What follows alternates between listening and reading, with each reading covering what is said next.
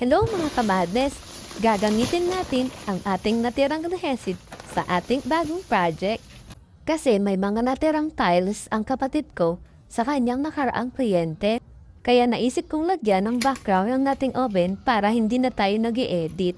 At heto, hahatiin natin sa dalawa dahil kung mabigat ito at hindi kayanin. At ito na nga, hindi ko kayang putulin. Ang hirap niya putulin. Ayan, bubusan muna natin ng tubig ang ating pader para kumapit ang ating adhesive. So, ayun nga mga kamadnes, dahil hindi natin naputol, apakabigat naman pala at ang hirap ilagay.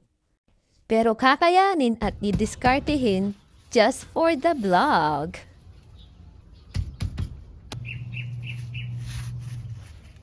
And there we go mga kamadnes. Ang bilis naman pala nilang kumapit. Pagka malas-malas naman natin at hindi nagkasya ang ating adhesive, kaya kulang pa tayo ng isang tiles. Putol nga pala yung ating natirang tiles, pero okay lang kasi matatakpan naman ng ating oven. Siya nga pala mga kamadnes, if in case gagamitin ng space, madali naman itong tanggali. Meron din pala akong tirang grout para sa ating mga tiles. Medyo messy ang paglalagay ng grout, pero pupunasan din natin ito pagkatapos.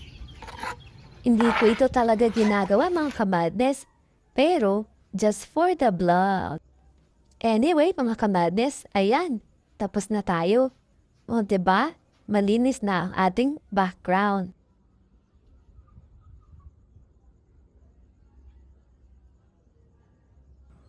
So ayan mga kamadnes, nilagyan pala natin ng patungan. At nilagay na rin natin yung kulang na tiles.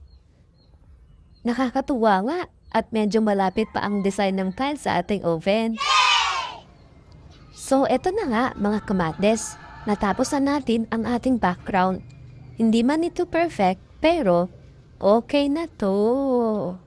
50 pesos lang na nagastos para sa simento, o diba? Diba? Siya nga pala mga kamadnes, ipapatikin ko rin sa inyo ang aking grilled crispy liempo mula sa ating mud brick oven. I'm pretty sure magugustuhan nyo ito. Ayan, lagyan lang natin ng secret seasoning.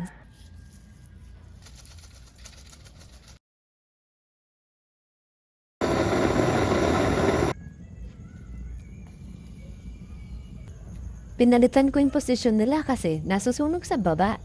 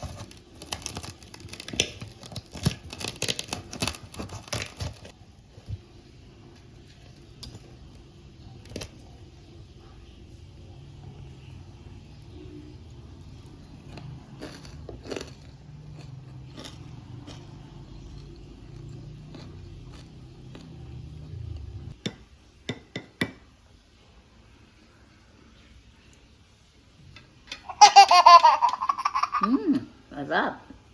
Malambot.